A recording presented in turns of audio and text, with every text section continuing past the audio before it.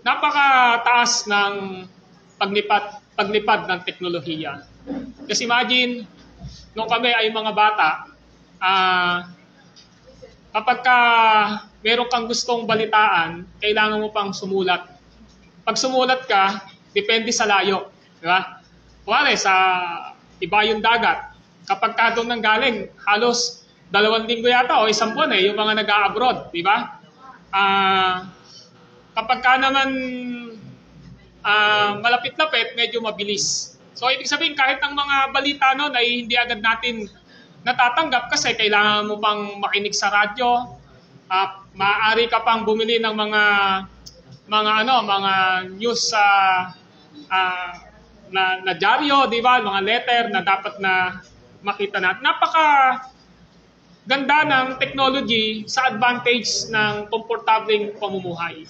Noong araw, sa pagbubukid, ang mga magsasaka, ginagamit dati ay asarol, later on, naging araro ng kalabaw, naging makinarya, ngayon ho, nakasakay na. Di ba? Ang pag-aani noon ay tao-tao lang, pero ngayon, meron na pong mga reapers na ang bilis. Within hour lang po ay kayang i-harvest ang lahat ng pananim. Tama po ba? Ngayon, may mga nakikita ko, yung mga drone, ginagamit po ng pansabog ng pataba, ginagamit po na pang-spray. Napakataas ng technology natin, ang bilis ng teknolohiya natin. At ito ang nagagawa ng tinatawag na siyensya at mga nagre-research patungkol dito upang ang buhay ng tao ay maging komportable. Subalit, of course, alam natin na meron din po itong negative impact sa buhay ng mga tao kapag ginamit natin ito sa hindi maganda. Ngayon, ang gusto ko lang pong bigyan ng point dito, kapag ginamit natin ang mga available na technology at affordable para sa atin, mas napapagaan po yung mga bagay na ginagawa natin.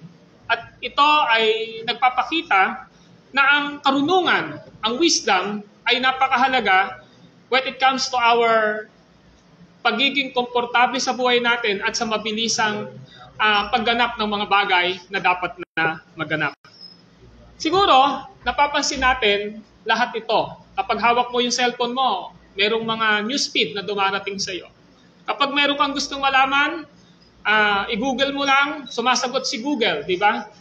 Kapag meron kang gustong tawagan, immediately, natatawagan mo, nakukommunicate mo, ganyang katindi ang wisdom kung bakit na-produce ang lahat ng aking nabanggit. Ngayong umaga, nais ko pong ipaunawa sa atin na hindi na po ito bago sapagkat ilang libong taon na ang nakakaraan at nakakalipas, ang Panginoong Diyos sa pamamagitan ni Haring Solomon ay in-inspired siya patungkol sa advantage ng karunungan o yung pagpakinabang sa karunungan. At ito ay ating aaralin at ipinagpapatuloy ang aklat ng Ecclesiastes o ng mangangaral. At ngayon ay nasa kabanatang 10 po tayo in verse 10. Mangangaral or Ecclesiastes chapter 10 verse 10. Now listen. Mangangaral chapter 10 verse 10. Ang palakol ay pumupurol kapag ka hindi inihahasa. Ang mahusay na plano ay nakatutulong ng malaki sa pagtatagumpay. Of course, that is the rendition of Magandang Balita Bilbia, pero gusto kong basahin sa ang bagong Ambilbia. Ang sabi rito, kung ang bakal ay pumurol at hindi inihasa ni numan ang talim, dapat siyang gumamit ng higit na lakas. Ngunit ang karunungan ay tumutulong upang ang isang tao'y magtagumpay. Same po siya ng New International Version. Ngayon, yung Authorized King James Version, ganito po ang sabi sa English. If the iron is blunt, and he do not whet the edge, then must he put more strength.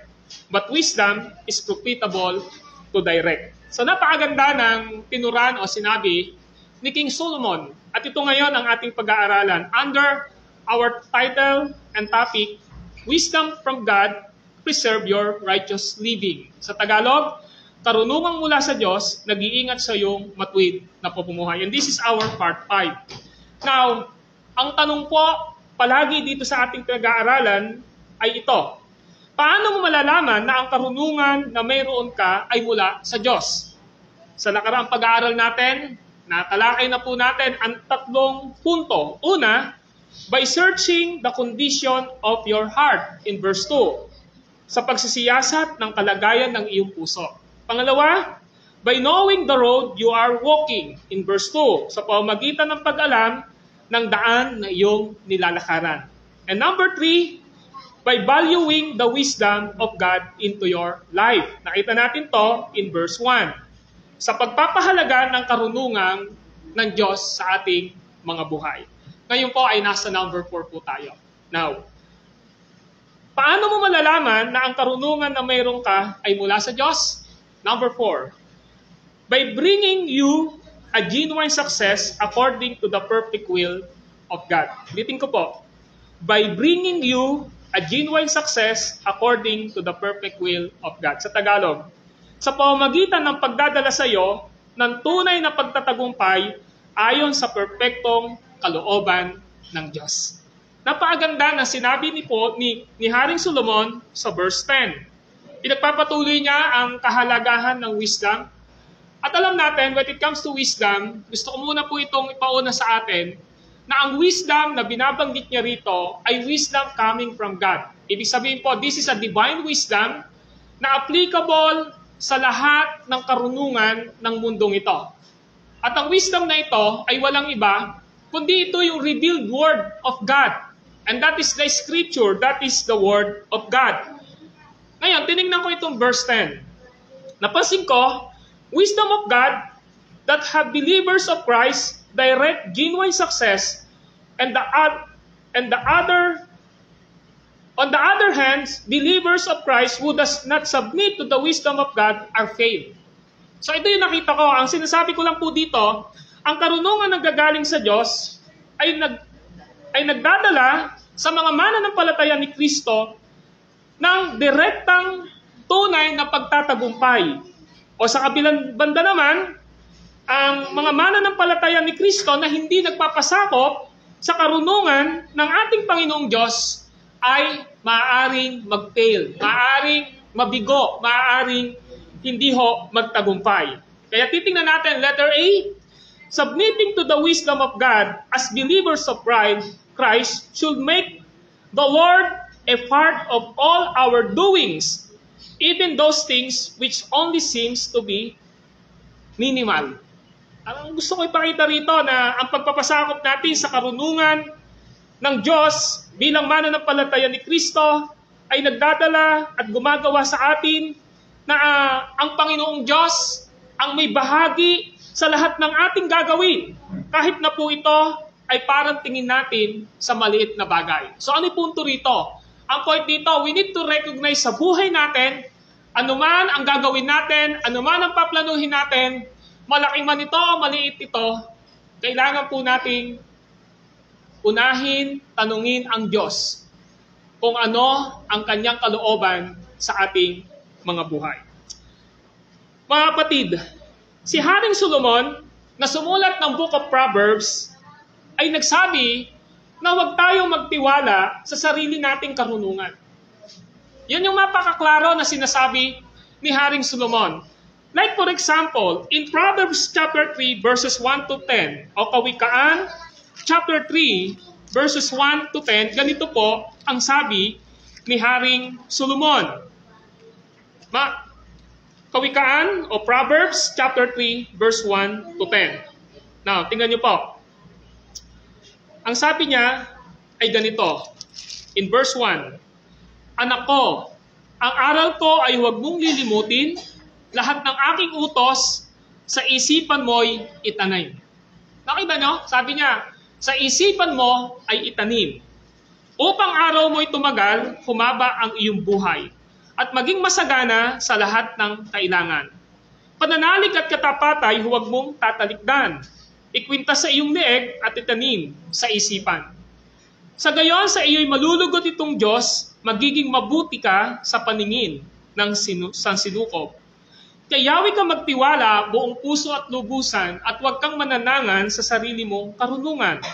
Siya ay sangguniin sa lahat mong mga balak at kanya kang itutumpak sa lahat ng iyong lakad. Huwag mong ipangahas ang iyong nalalaman. Matakot ka sa Diyos lumayo sa kalikuan. Sa gayon, ikaw ay lalakas at magiging matatag. Mawawala ang tiisin, gagaling ang iyong sugat. Si Yahweh ay handugan mo, bahagi ng kayamanan, pinakamainam na animo sa kanya ay ibigay. Sa gayon, kamalig mo ay lagi ng aapaw, sisidlan ng inumin ay hindi nga matutuyan. So sinasabi ni Haring Solomon, based on this passage of chapter 3 verses 1 to 10, meron siyang binabanggit. Lagi niyang binabanggit itanim sa isipan. Lagi niya, napaka-redundant ng word ni Haring Solomon dito sa kanyang mga pananalita. Like for example, kung titingnan lang po natin in verse 1, lahat ng aking utos sa isipan mo'y itanim. Pagdating po ng verse 3, itanim sa isipan. Napaka-redundant ng kanyang mga pangungusap. Ngayon ang tanong natin, bakit yung wisdom ay kailangan daw nating itanim sa ating mga isipan? Because we do believe na kailangan nating gamitin ang ating isip to gain more knowledge sa buhay nating ito. Marami sa atin, kinukuha natin ang knowledge at nag-aangkat tayo ng karunungan sa mga bagay na nababasa natin, lalo na sa mga pinag-aaralan ninyo sa school o kaya naman sa mga pinagkakahiligan ninyo. Pero pinapakita rito ni Haring Solomon na ang knowledge na dapat na mayroon tayo ay knowledge o karunungan na hindi lang siya basta nakukuha natin sa mga taong nag-aalok nito. The first thing na dapat nating titingnan, yung knowledge ba na dumarating sa atin, kanino ba ito nanggagaling? Ako niyo punto rito. At ang gustong ipakita rito ni Haring Solomon, yung aral na dapat daw na tinetreasure natin sa ating mga buhay at inilalagay natin sa ating mga isipan, na itinatanim natin sa ating isipan, ay walang iba kundi ang aral ng ating Panginoong Diyos. At saan ba nanggagaling ang aral ng ating Panginoon? Well, ang aral na nanggagaling sa ating Panginoong Diyos ay wala pong iba kundi ang banal na kasulatan o ang Scripture. Yun yung gusto niyang ipakita rito. Ang sinasabi ni Haring Solomon, kapag ang karunungan ng Diyos ay nasa atin, kinukwintas natin, sa ating leeg, itinatanim sa ating isipan, nilalagay ang utos ng ating Panginoong Diyos, ang sabi ng verse 4, sa gayon, sa iyo ay malulugot itong Diyos. So yung parameter ng Lord upang maging kalugod-lugod tayo sa Kanya, accepted and pleasing, ang mga bagay na ginagawa natin, ang gusto ng Panginoong Diyos, hindi lang basta yung gusto natin. Kung ano ang Kanyang gusto na dapat mangyari sa ating mga buhay. Magkaiba po yun. Kasi meron tayong gusto na hindi gusto ng Diyos. Tama po ba? Ako yung punto rito. Most of the time, may mga gusto tayo na hindi naman yon yung gusto ng Diyos. Ang sinasabi ni Haring Solomon ngayon dito, yung gusto ng Diyos na magbibigay ng katanggap-tanggap sa Kanya, magiging pleasing, magiging acceptable sa Diyos ay walang iba kundi ang Scripture. Kaya ang sabi niya sa verse 4, sa gayon, sa iyo ay malulugot itong Diyos, magiging mabuti ka sa paningin ng sinukob. When you please God, yung mga tao na nakakakita sa iyo, sila man po ay napiplease sa iyo o hindi, mas mahalaga, una-una sa lahat, piniplease mo yung Diyos sa iyong buhay. Amen po ba? We are not here to be a man pleaser. Magkakaiba po ang mga prinsipyo ng mundong ito. Ang mga artista, kailangan nilang maging man pleaser. Tama po ba? Pero hindi naman po tayo artista. Di po ba? Yung mga politician, of course, alam din natin, kailangan nilang maging man pleaser. Pero tayo naman ng palataya, gusto man nating maging man pleaser, pero dapat ang parameter natin ay yung gusto ng Diyos sa buhay natin. At ang promise ng ating Panginoong Diyos, in verse 9, sabi rito, yung promise ng abundance life ay binibigay niya sa atin. Sa language ni Haring Solomon, ang sabi niya in verse 9 to 10, si Yahweh ay handugan mo, bahagi ng iyong kayamanan. Of course, yung kayamanan binabanggit dito, this is not only material things na meron tayo, kundi kung ano ang merong ibinigay ang Diyos sa atin. Ang sabi niya, typologically, pinakamainam na animo sa Kanya ay ibigay. Sa gayon, kamalik mo ay lagi ng aapaw, sisidlan ng inumin mo ay hindi na matutuyan. Ano itong verse 9 and 10? This is success coming from God. Amen po ba? Ito ay tagumpay na nanggagaling sa Diyos. Pero ang tanong, kung nag-rely ka sa sarili mong panunungan, ito yung sinasabi ni Haring Solomon in verse 5 hanggang verse 8. Now listen, kay Yahweh ka magtiwala buong puso at lubusan. Ano'y karugtong? At huwag kang mananangan sa sariling karunungan. Siya ay sangguniin sa lahat mong mga balak at kanya kang itutumpak sa lahat ng iyong lakad. Verse 7, huwag mong ipangahas ang iyong nalalaman. Matakot ka sa Diyos, sumayo sa kalikuan. Sa gayon, ikaw lalakas at magiging matatag, mawawala ang tiising, gagaling ang iyong sugat. So, merong warning si Haring Solomon. Yung wisdom na meron tayo, hindi porke matalino tayo, hindi porke marami na tayong alam, sabing ganon, you need to consult God. Sa mga bagay na may karunungan tayo, kung ito bang karunungan natin ito ay magbibigay ng kalwalatian sa Panginoong Diyos, and exactly ito ba ang kanyang kalooban sa atin? Because at the end ng buhay natin, merong resulta ito. At ang gusto ng Panginoong Diyos ay ang katagumpayan na meron tayo. Yan yung gusto ng Panginoong Diyos. Sometimes we are failed kasi nga, lagi nating ini-insist yung gusto natin. Tama po ba? Yung gusto natin, yung ini-insist natin, very clear naman na sinasabi ng Diyos, hindi yan yung kalooban ko sa iyo eh. Pero nagiging matigas ang ulo natin, and sometimes, hinahayaan ng Diyos na palakarin niya tayo sa mga desire at sa gusto ng buhay natin, pero hindi tayo magtatagumpay. Sa journey ng mga gusto nating gawin, andun ang magpipil tayo doon dahil ang gusto ng Panginoong Diyos, huwag kang mag-enjoy sa direksyon na nilalakaran mo dahil alam niya na yung dulo nito ay hindi para sa iyo at hindi maganda.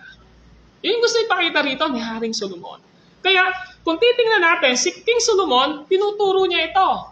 Kaya kung makikita natin doon sa ating passage kanina sa verse 10, napakaganda ng sinasabi niya, ang gusto ng Panginoong Diyos, yung pagtatagumpay, yung isang taong nagtatagumpay. At ang gusto ng Panginoong Diyos, sa pagtatagumpay natin, yung accurate wisdom na nanggagaling sa Kanya. Now, listen. Si Jesus Christ, gusto niyang ipakita sa atin na the more we know and abide in the word of Jesus Christ, the more we will obey Him. And the more our confidence in Him will grow as we experience freedom and success in Christ. So tingnan niyo yung sinasabi ni Jesus sa John 8:31. Ano ang sabi ni Jesus sa John 8:31 to 32? Ganito po ang sinasabi ng ating Panginoong Jesucristo, John 8:31 to 32. Ang sabi niya ay ganito. Sinabi naman ni Jesus sa mga Hudyong naniwala sa Kanya, kung patuloy kayong susunod sa aking aral, tunay nga kayong mga alagad ko. Makikilala ninyo ang katotohanan at ang katotohanan ang magpapalaya sa inyo. So ano yung gusto ng ating Panginoong Diyos? The first thing na dapat nating maintindihan, when it comes to gaining the knowledge na nanggagaling sa ating Panginoong Diyos, meron muna tayong ibababa. Tama po ba? Kailangan nating ng unlearn at saka relearn. Tama po ba? Yung mga natutunan natin, aalisin natin at ang gusto ng Panginoong Diyos ay meron tayong panibagong matutunan. Now listen to Jesus Christ. Sinabi ni Jesus sa mga Hudyong naniniwala sa Kanya, kung patuloy kayong susunod sa aking aral, tunay nga kayong mga alagad ko. Ano ang marka ng pagiging disciple ng ating Panginoong Jesucristo? Ang sagot ay ito. Yung patuloy na susunod sa kanyang aral. Ang alagad ng ating Panginoong Diyos, one of the mark of the disciple of Jesus Christ, ay yung binanggit ni Jesus Christ na susunod sa aking aral. Bakit po? Bakit isang marka ng ating pagiging disciple ay ang pagsunod sa aral ng ating Panginoong Diyos? Kasi yung ating pananampalataya, yun yung nagbibigay sa atin ng tunay na pagkakilala kung sino si Kristo. At habang tayo ay natututo sa katotohanan patungkol Sa aral ni Kristo, patuloy niya tayong pinalalaya sa mga bagay na hindi para sa atin na nakalulugod sa Diyos. And exactly yan ang sinasabi ng verse 32 ng John 8. Ang sabi niya, makikilala ninyo ang katotohanan at ang katotohanan ang magpapalaya sa inyo. You know the truth and the truth shall set you free. Amen po ba? So, ibig sabihin, yung wisdom na sinasabi ng ating Panginoong Diyos, kinakailangan natin na meron tayong karunungan sa ating pananampalataya kay Kristo. At habang tayo ay may karunungang nanggagaling sa ating Panginoong Jesucristo, sinasabi niya, ito ay isang marka ng pagiging alagad. At sa pagiging alagad mo, ang sinasabi ni Jesus Christ, ay patuloy kang susunod sa aking aral. At ang katotohanan ito, ang magpapalaya sa inyo. Inaalis ng karunungan ang mga bagay na dapat na tanggalin at ang mga bagay na manatili sa atin upang makapamuhay tayo sa katotohanan kay Kristo. Tingnan natin ang John 14:1. Ang sabi ng John 14:1 ay ganito. Now listen in John 14:1. Sabi rito, huwag kayong mabalisa. Manalig kayo sa Diyos at manalig din kayo sa akin. Now, ang tanong natin ngayon dito, ano ba ang dahilan kung bakit nababalisa ang isang tao? Nababalisa ang isang tao dahil bumabaksak ang kanyang pananampalataya kay Kristo. The more you know Christ sa buhay mo, the more po na meron kang panlaban sa kabilisahan ng mundong ito. At ang sabi ni Jesus Christ, huwag kayong mabalisa. Manalig kayo sa Diyos at manalig din kayo sa akin. When our trust and belief is in Christ, we have a belief and trust to the Lord God. At ang sinasabi niya, yung kabalisahan na meron tayo, ito ay marka ng kakulangan, ng karunungan at kaalaman natin kung sino ang Diyos sa ating mga buhay. Halimbawa, kung merong pinagawa sa iyo sa isang trabaho at tinanggap mo, sabi sa iyo ng boss mo, gawin mo to. Pero wala kang idea, hindi mo alam gawin. Ano yung magiging impact nito sa buhay mo? Di ba parang hindi mo siya kayang gawin? Kasi nga, hindi mo alam wala kang idea di ba? So, ang sinasabi natin ngayon dito, ni Jesus Christ, kapag ang isang tao ay hindi nag-growth sa kanyang karunungan, ng kanyang knowledge kung sino ang Diyos, hindi rin siya mag-growth sa kanyang pananampalataya kay Kristo. At kapag hindi siya nag-growth sa pananampalataya kay Kristo, mga kapatid, yung buhay na binabanggit ni Kristo, na yung katotohanan iyon ang dapat na nagpapalaya sa Kanya, ay hindi niya mararanasan. So yun yung gusto ipakita ni Jesus Christ. Philippians chapter 2, verse 13. Ano ang sabi ng Philippians 2:13? Now listen in Philippians chapter 2, verse 13. So ganito ang sabi ng ating Panginoong Jesucristo in 2:13. Sapagkat ang Diyos ang nagbibigay sa inyo ng pagnanasa at kakayahang maisagawa ang kanyang kalooban. Ngayon ang tanong natin dito, paano tayo nagnanasa na magawa ang kalooban ng Diyos? Kapag tayo po ay patuloy na natututo sa salita ng Panginoong Diyos. Yun yung gusto ipakita ni Apostle Paul dito. Ang sabi niya, sapagkat ang Diyos ang nagbibigay sa inyo ng pagnanasa at kakayahang maisagawa ang kanyang kalooban. Ang Diyos po natin, mga kapatid, ay may kanya-kanyang kalooban sa iyo at sa aking buhay. Amen po ba? Yung kalooban ng Diyos sa akin, hindi yun yung kalooban ng Diyos sa iyo. Wala pong uniformity when it comes to the will of God sa buhay natin. Amen po ba? May kanya-kanya pong kalooban ang Diyos sa buhay natin. Kaya dito hindi natin pwedeng i-compare talaga yung sarili natin sa isang kasama natin sa loob ng church. Dahil ang Diyos natin ay may kanya-kanyang kalooban. Of course, yung uniformity ng kalooban ng Panginoong Diyos dito, lumago tayo sa pananampalataya. Mamuhay tayo ng may kabanalan. Mahalin natin siya ng buong puso, mahalin natin ang ating kapwa. Pero sa ating personal na buhay, may iba't ibang kalooban ang Diyos sa atin. Kapag ang kalooban ng Diyos na yon, ang nilalakaran natin, ang sinasabi ni Apostle Paul, bibigyan kanya ng pagnanasa. Amen po ba? Ilalagay ng Diyos yung pagnanasa. At yung pagnanasa na yon, yung nagdadala sa iyo ng kakayahang gawin mo yung plano at kalooban ng Diyos sa iyong buhay. Now, napakahalaga ng salitang pagnanasa o desire. Ang salitang pagnanasa ay tumutukoy sa nararamdaman at ninanais ng ating mga puso. Pero because we are under sanctification ng ating Panginoong Diyos, may mga bagay na gusto ang laman natin nga na hindi yon yung gusto ng Panginoong Diyos. At ang nilalagay ng Diyos sa atin na dapat daw nating gawain na pagnanasa na ibinibigay ng ating Panginoong Diyos ay ang pagnanasa na mayroong kabanalan at nanggagaling sa kanyang salita. Ngayon ang tanong, ang Diyos ba bibigyan tayo ng pagnanasa na magpapalayo sa atin sa Kanya? Hindi ho, di ba? Dahil ang word na ginamit dito, ang Diyos ang nagbibigay. Nakita nyo? Our God is giver. Ang sabi ni Santiago, lahat ng mabuti at ganap ay buhat sa Diyos na siyang lumikha ng lahat ng bagay. Ang ibig sabihin, dapat meron tayong discernment na ito bang gagawin kong ito, binigay ba ito ng Diyos para gawain ko? Kaya makikita natin tingnan natin. Kasi sabi rito, nagbibigay sa inyo. Ang Diyos ang nagbibigay sa inyo. Kung meron kang plano sa buhay mo, ang una mong tanungin muna, Panginoon, ito bang gagawin kong ito, bigay mo ba ito na plano sa akin? Amen po ba? Kasi minsan, ang nangyayari sa atin, hindi na natin kinukonsulta yung Diyos Kasi sabi ni Paul, ang Diyos ang nagbibigay. Nagbibigay ng ano? Ng kanyang kalooban sa buhay natin. So kung tunay tayong Kristiyano, ang hinahanap natin ay ang kalooban ng Diyos. Tama po ba? Kung kalooban ng Diyos ang hinahanap natin, ang dapat na nasa isipan natin, binigay ba ito ng Diyos sa akin?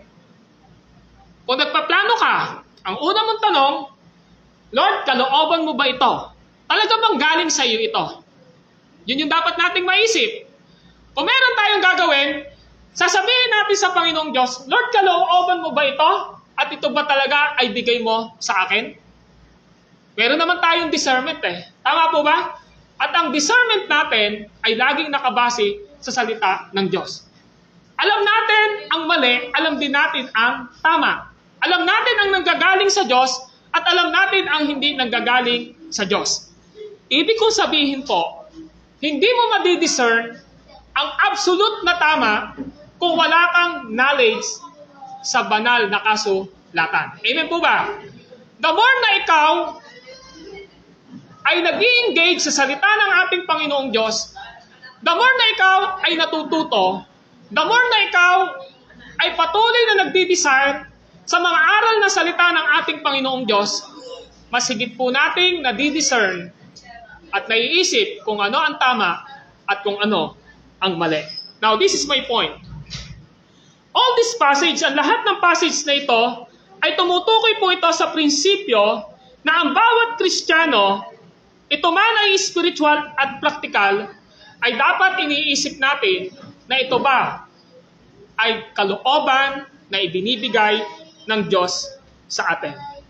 Si Haring Solomon, inia-apply niya ang karunungan sa bawat araw na ginagawa niya. Back to Ecclesiastes chapter 10. Tingnan natin. Si Haring Solomon, inia-apply niya ang karunungan sa bawat araw na ginagawa at oras ng tao. Mapapansin natin in verse 8 to 9 ng Mangangaral 10, 8 to 9. Ano sabi rito? Mangangaral chapter 10, verse 8 to 9. Ang nag-uumang ng patibong ay maaari siyang mahulog doon. Ang sumusuot sa mga pader ay malamang na matuklaw ng ahas. Ang nagtitibag ng bato ay malamang na mabaksakan nito. Ang nagpuputol ng troso ay nanganganib na madaganan niyo. Ano ito? Ito ho yung pangkaraniwang trabaho sa panahon ni Haring Solomon. Ito yung pinapakita niya. Ngayon, ang sinasabi niya rito ay ito. The worker who have no enough wisdom to what they done are in danger. Kapag ang isang tao, gumagawa siya, nang hindi niya alam ang kanyang ginagawa, nasa isang panganib siya. Bakit po? Sabi ron, ang nag-uumang ng patibong ay maaari siyang mahulog doon. Nakita niyo yung pagiging danger, pagiging endanger dito?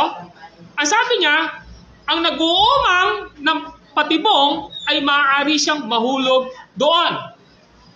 Ano pa yung sabi? Ang sabi rito, ang sumusuot sa pader ay malamang na matuklaw ng ahas. Ang nagtitibag ng bato ay malamang nababaksakan nito. Napaka-common eh.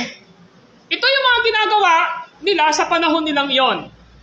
Kaya sinasabi niya rito na sa isang pagkakamali ng isang tao, posible ho na magkaroon ng malaking pinsala ito. Tingnan niyo po ang 9:18. Ano sinasabi ng 9:18?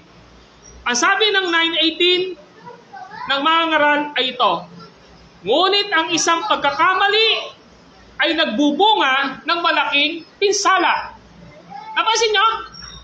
Isang pagkakamali lang, magbubunga ito ng malaking pinsala. Kapatid, think about this. Sinasabi ni Haring Solomon, kung nagtitibag ka ng pader at wala kang sapat na pag-iingat at kaalaman, pwede kang madaganan. Meron ako nakita sa Facebook, kakaratihin niya yung pader, nung hindi pa niya nakakarate, dinaganan siya. Ewan ko, napanood niyo yun, dinaganan siya. Nasaktan siya. So sinasabi ni Haring Solomon dito, ngunit ang isang pagkakamali ay nagbubunga ng malaking pinsala. Pag napansin natin si Haring Solomon, palagi siyang mayroong prevention na binabanggit eh. Yung prevention na binabanggit ni Apostol Pablo, sinasabi niya, yung isang maliit na pagkakamali, matindi ang epekto nito sa pagkakamaling iyon. Napansin niyo punto niya? Parang sinasabi niya rito, kahit na ang isang tao, meron lang mali na mailagay sa isang makinarya, apektado ang buong makinarya nito.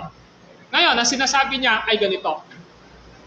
Sa pagpaplano natin sa ating mga buhay, mga kapatid, once na nagkamali tayo, tuhog ang lahat nito, apektado nito. This is like a domino effect. Amen po ba? Ito ay katulad ng isang larong chess, na once na nagkamali ka ng move, mamamate o makukuha yung lahat ng sayo. So ano yung punto niya rito? Ang sinasabi niya ngayon dito, mga kapatid, lahat ng gagawin natin, lahat ng paplanuhin natin, lahat ng ating ginagawa sa ating mga buhay, once na nagkamali tayo, meron itong epekto sa buhay natin. Amen po ba? Halimbawa, kabataan, di ba? Nagkamali, hindi inisip yung pagkakamali, nag-aaral, tama po ba? Ano yung nangyari? Dahil hindi niya iniisip na mali yung ganung gagawin nila, may mga nagiging bunga sa kanilang buhay. Tama po ba? Na sana yung mga bagay na dati niyang ginagawa, tapos na siya, dahil nga nagkamali, ano yung nangyari ngayon? Naudluto yung lahat ng plano na gusto niyang gawin sa kanyang buhay. Dahil hindi pinag-isipan ang isang gagawin niya. Kaya yung karunungang buhat sa Diyos, para sa Panginoon, napakahalaga nito.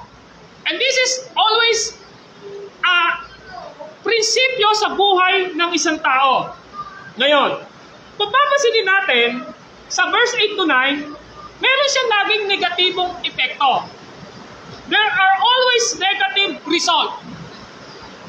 Kapag kakulang tayo, Timothy, pakiangat nga ito. Orange. Ayun. Ngayon, tingnan niyo po. Listen carefully. Si Haring Solomon, ang lagi niya sinasabi, kapag lack of knowledge ka, meron talaga itong magiging bunga. May negative result eh. Tingnan niyo yung 8 to 9. Ang sabi niya, ang nag-uumang ng patibong ay maaari siyang mahulog doon. Napansin niyo? Pangalawa, ang sumusuot sa mga pader ay malamang na matuklaw ng ahas. Ang nagtitibag ng bato ay malamang mabaksakan nito. Ang nagpuputol ng turoso ay nanganganib na mataganan niyon. Ano ibig sabihin dito?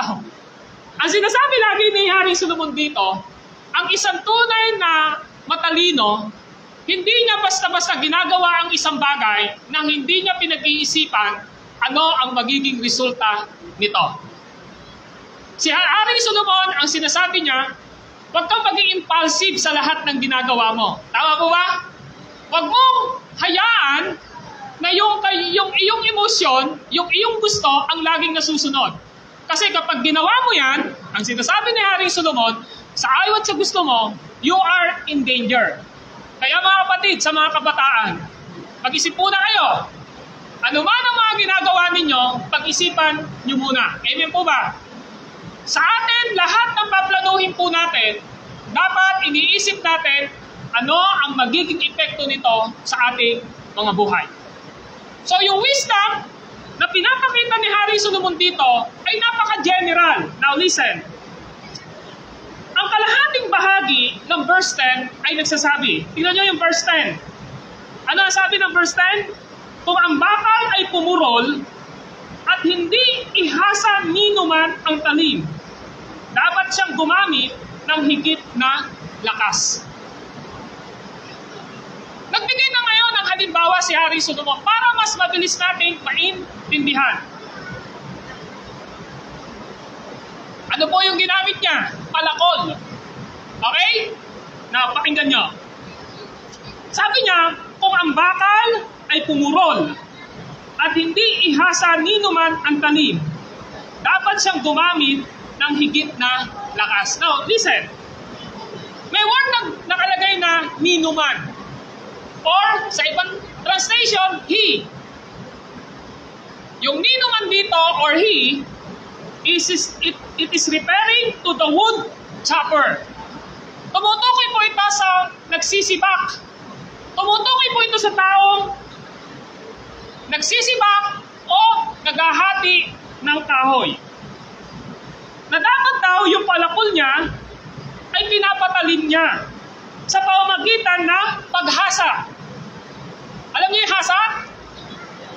Ahasain para tumalim yung palakol. O parang sa gulok, ahasain mo. Ngayon, gusto natin makita, ano ba ibig sabihin ni Haring Solomon dito? Na pinapakita niya rito na may responsibility, alin?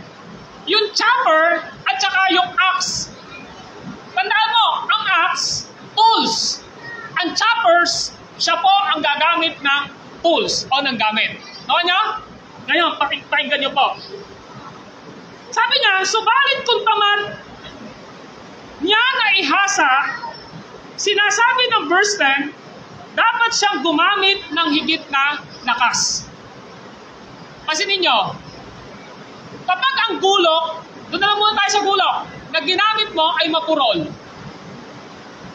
Nagtataga ka ng manok. Ano yung mapapansin mo? Kung ano yung gulok na ginamit mo, mapakapurol. Tinataga mo, manok na matigas. Di ba ang hirap tagain? Pero kapag ang ginamit mo matalim, easy lang sa'yo, di ba? So ang gusto ipakita ngayon dito, ni Haring Solomon, ang isang taong matalino, anumang tools na gagamitin niya, ay dapat maliwanag sa kanya na ito ay magamit niya ng maayos at magdadala ito sa pagtatagumpay na meron siya na ginagawa. Para sinasabi ngayon ni Haring Solomon, dahil ito ang kalooban ko sa iyong buhay, bibigay ko sa iyo ang mga bagay na kailangan mo upang magtagumpay ka sa iyong ginagawa dahil yaan ang plano ko. Amen po ba? So yun yung pinapakikita niya ngayon dito. So ano yung punto ngayon natin dito? Ang sabi ganon, he must strengthen his force. Kapag mapurol, yung palakol, gagamit ka ng pinakamalakas na puwersa mo. Na sana hindi naman yung lakas mo eh. Dapat yung tools na yon, kapag matalim siya, yung palakol, kahit hindi mo gamitin yung puwersa mo, ipaksak mo lang siya, ano mangyayari? biyak ka na. Makakaputol ka na. Now listen. You want na he must strengthen his force.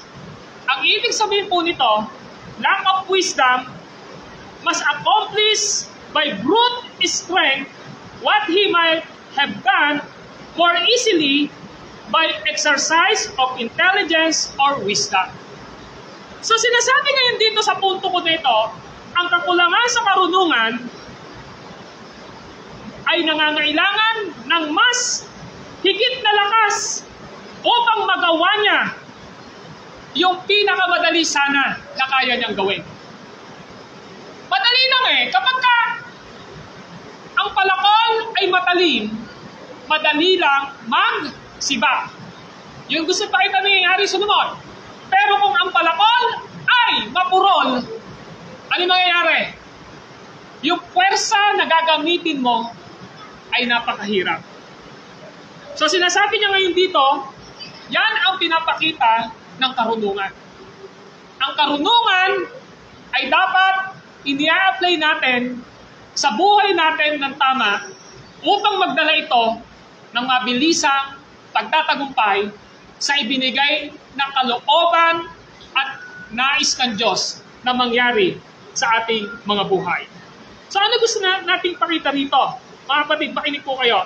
That's why wisdom, enabling a man properly to prepare his tools, help to ensure a success issue to his work. So yung wisdom, tools po natin yon. Amen po ba? Ano ibig sabihin ng tools? Kasangkapan. Upang yung mga bagay na ginagawa natin ay magkaroon tayo ng pagtatagumpay. Ako yung punto natin dito. Halimbawa, kung pamimiliin ka, pupunta kayo rito sa Castellano, magbibisikleta ka o sasakay ka sa tricycle? Hindi yung sasabihin mo, sasakay ka sa tricycle kasi bakit? Pag sumakay ako sa bisikleta, mapapagod ako ng gusto, tapos ano pa? Matagal. Pero kung sasakay ka sa motor, ano yung mangyayari? Aba, easy lang, di ako mapapagod at mabilis kaming makakarating. Marami pa akong sakay. So sinasabi ngayon dito, yung wisdom, ang advantage ng totoong wisdom ay nagdadala sa mabilisang pagtatagumpay na pinapagawa ng Diyos sa ating mga buhay. Kaya ngayon ang tanong, masama ba ang karunungan? Hindi o. Si Jesus Christ nga, sabi niya tingnan nyo, mas marurunong pa sa inyo yung mga unbelievers. Sinabi niya, minsan meron siyang kinumpronta sabi niya, tingnan nyo, mas marurunong pa sa inyo yung unbeliever. Tama po ba? So sinasabi niya ngayon dito, dapat, kung mananampalataya tayo, we are full of wisdom. Wisdom na hindi po nagdadala sa atin upang lumayo tayo sa Panginoong Diyos, kundi wisdom na binigay niya sa atin upang ma-accomplish natin ang pinapagawa ng Diyos. At ang dulo nito ay pagtatagumpay sa ating mga buhay. Si King Solomon po is the wisest person. Pinakamatalinong tao po si Haring Solomon. Sa 1 King chapter 4, tingnan mo natin, Unang Hari, Kabanatang 4. Lapit na po. Unang Hari, Kabanatang 4, inulan na tayo.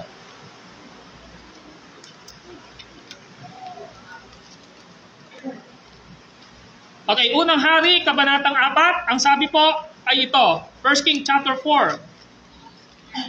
Now listen, in 1 King chapter 4, verse 29 to 34. Ang sabi ng verse 29 to 34 ay ito, walang kapantay, ang katalinuhan, at pagkaunawang ipinagkaloob ni Yahweh kay Solomon. Walang kaparis ang kanyang karunungan. Ano pat ang karunungan niya ay higit sa karunungan ng lahat ng tagasilangan at buong Ehipto. Verse 31. Mas marunong siya kaysa sino mang tao. Talo pa niya si Etan na Esrahita, sina Heman, Kalkol, Darda, na mga anak ni Makol. Napantog siya sa lahat ng bansa sa paligid. Verse 32, tingnan nyo. Bumigkas siya ng 3,000 salibikain. Kumatha siya ng 1,500 mga awit. Tingnan nyo, ulitin ko ha. Bumigkas siya ng 3,000 salibikain. 3,000 po. kumanta siya ng 1,005 mga awit, 1,500. Kumanta siya ng awit. Verse 33, nakapagpaliwanag siya tungkol sa lahat ng uri ng halaman. Botanist pala siya. Tama? O, tingnan ha. Sabi ron, nakapagpaliwanag siya tungkol sa lahat ng uri ng halaman. Mula sa sedro ng Libano hanggang sa isipong tumutubo sa pader, tungkol sa mga hayop. O, tingnan nyo, veterinarian pa rin siya. Tungkol sa mga hayop na lumalakad o gumagapang sa lupa. Tungkol sa mga ibon at mga isda. Lahat ng lahi ng tao'y nagpupunta sa kanya upang siya'y mapakinggan.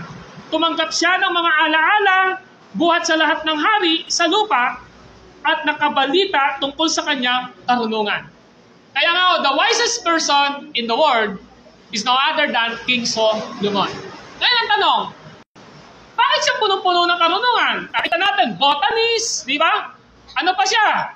Veterinarian siya, fishery, nasa kanya na lahat yata eh. Tapos, composer siya, napansin niyo po ba? Judge siya, lahat nasa kanya. Bakit mo kaya sa ganon?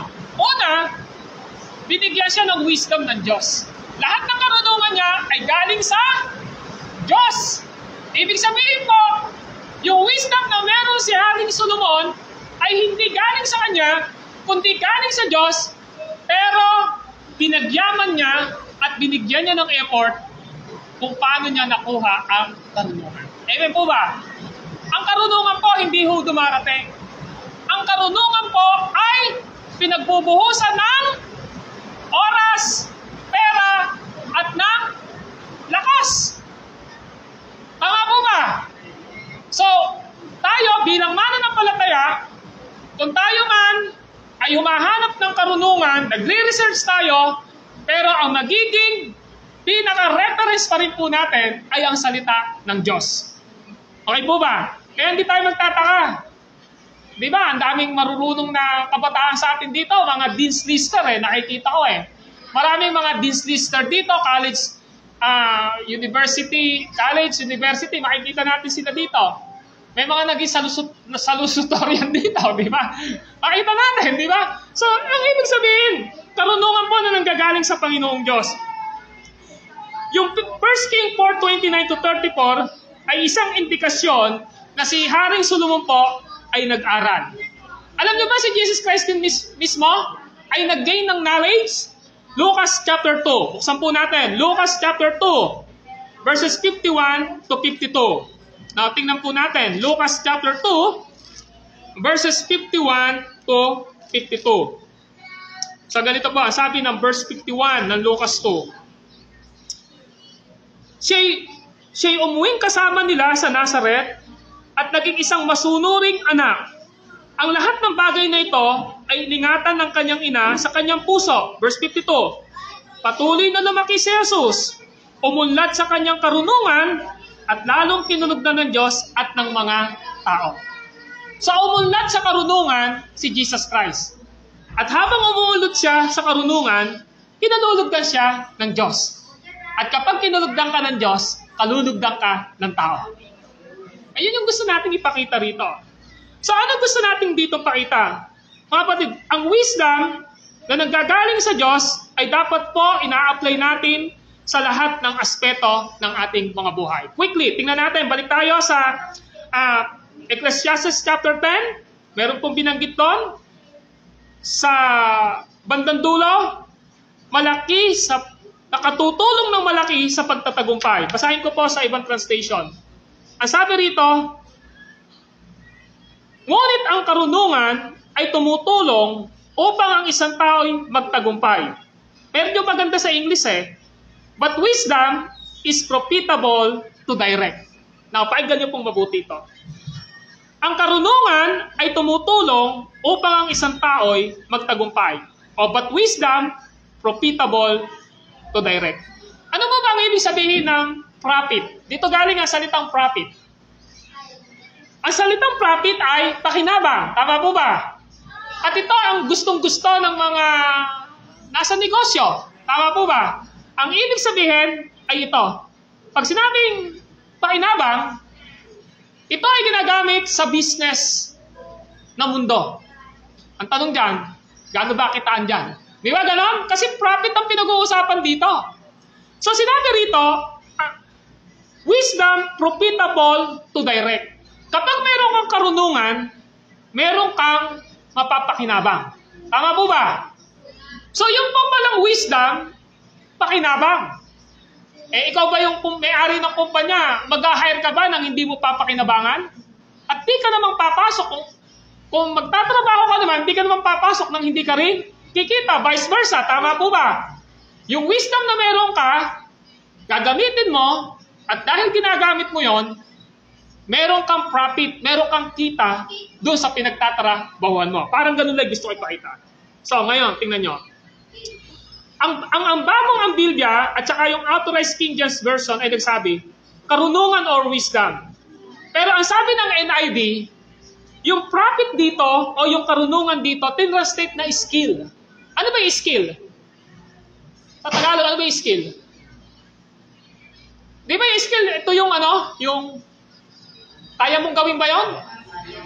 Kakayanan mo. So yun yung skill.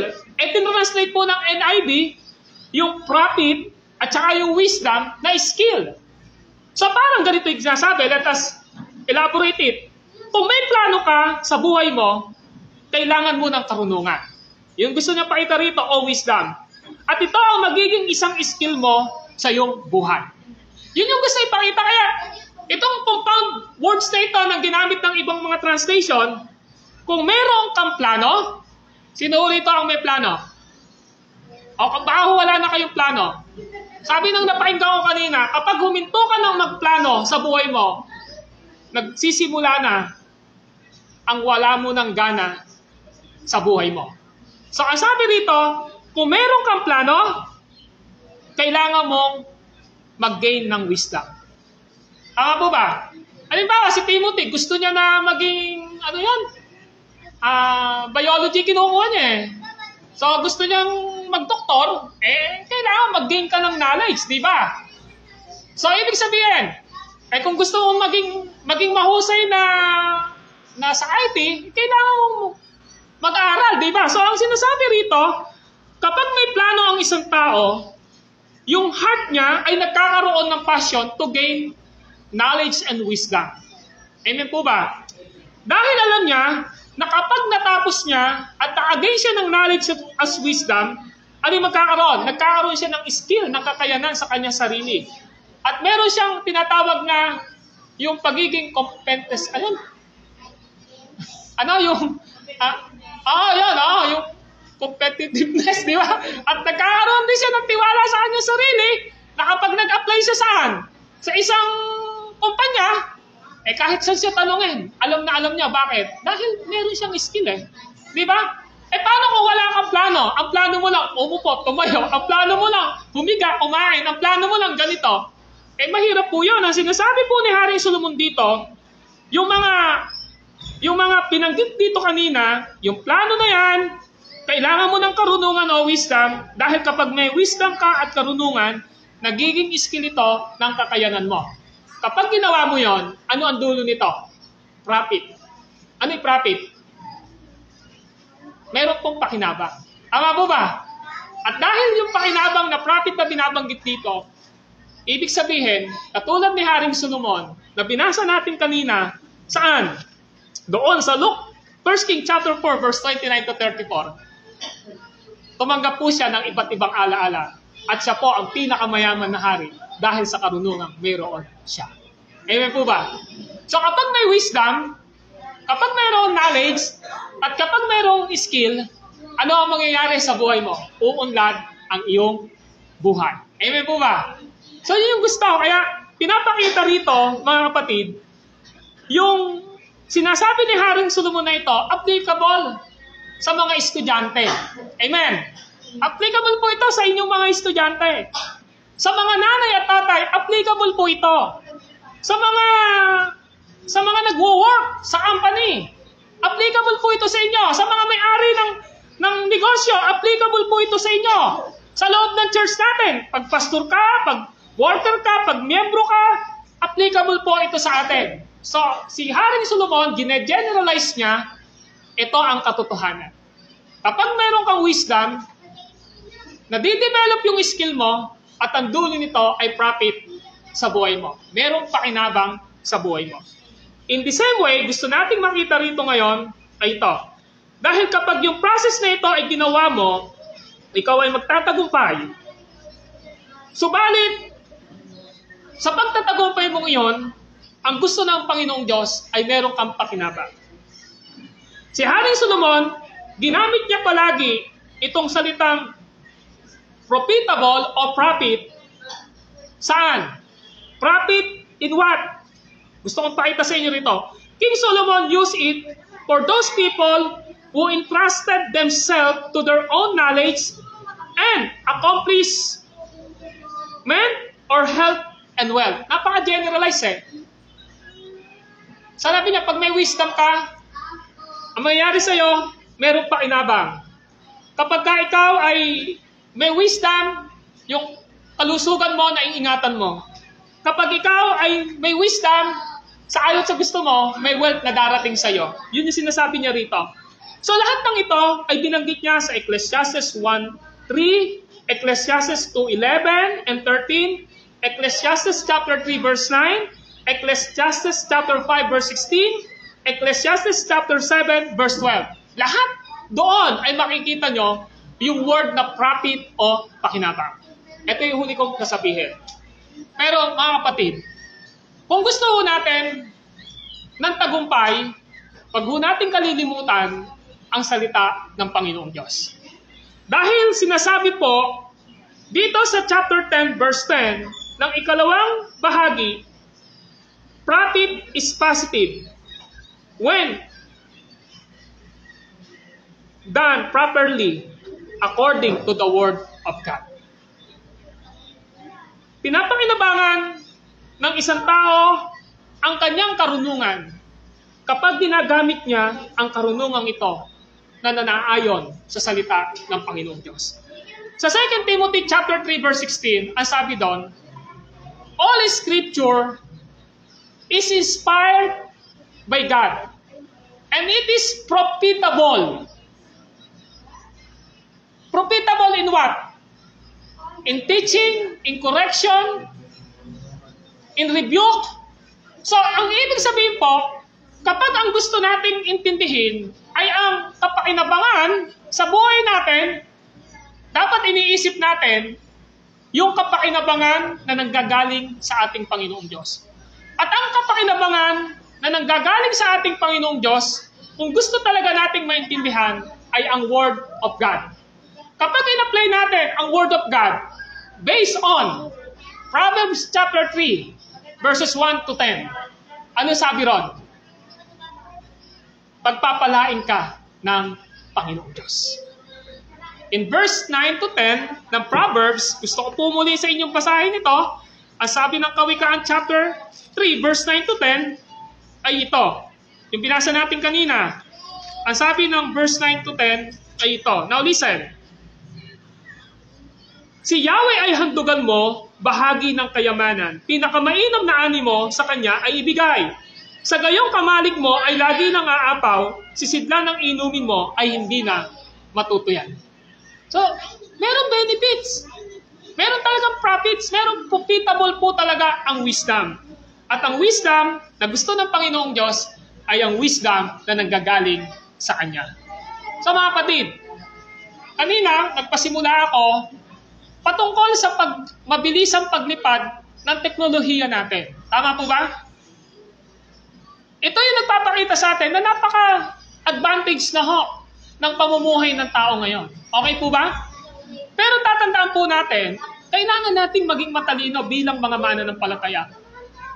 Na anumang mga available sa platform na pinakikita sa technology ngayon, maaari natin itong gamitin to glorify God sa buhay natin. Amen po ba? At magbigay sa atin ito na tinatawag na profit o kapakinabangan kapag ginagawa natin ito ng maayos. So ano gusto natin dito ipakita? Huwag po tayong matakot.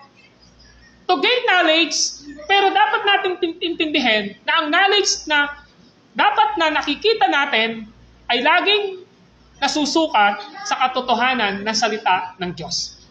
Kung ito ay hindi according to the principle of God's Word, kahit na po ito ay magbigay pa sa atin sa pagiging isang bilyonaryo natin, we need to reject po ang mga bagay na ito. We as a Christian, yung knowledge na gustong ipakita rito ni Haring Solomon ay knowledge na sanctified. And this is the divine knowledge coming from God that revealed in the Word of God. So maging matalino po tayo when it comes to our lives, sa buhay po natin ito. Hindi naman po pinag-uusapan dito ang yaman, hindi po dito pinag-uusapan ang kasikatan natin dahil sa wisdom natin. Pinaalala ko sa inyo kanina, we need to God's pleasure rather than man pleaser. Mas maganda na po na ang Diyos ang unang nagiging katanggap-tanggap tayo kaysa sa mga tao. Pero wag po tayong matatakot na mag-gain ng knowledge. Subalit maging maingat tayo sa karunungan dumarating at natatagpuan natin. So sa mga mag-aaral, go lang kayo, magpatuloy kayo, pero maging maingat kayo sa mga natututunan ninyo. Gamitin nyo ang mga bagay na ito para umunlad kayo at maparangalan ang Diyos. Amen po ba? So sa ating lahat na naririto, mahalaga ang karunungan. Karunungang sinusukat mula po sa salita ng Diyos. At kapag ito ay galing sa Diyos, ang sabi ng Biblia, ang Diyos ang nagbibigay sa atin ng kakayahang maisagawa ang kanyang panukala. Let us pray. Lord, maraming salamat po sa mga salita niyo na aming natanggap. Pagpalain niyo po ito sa aming mga puso at nawa, Panginoong Diyos, patuloy namin itong maipamuhay at sa pamamagitan ng pamumuhay namin ay mapapapurihan ka at ang pagtatagumpay na maaaring ibigay niyo sa amin ay magdala pa ng higit na pagtatapat ng bawat isa sa paglilingkod sa inyo. Upang na sa ganon, mapapurihan ka sa pamamagitan ng aming buhay at paglilingkod sa inyo sa iglesyang at ministeryong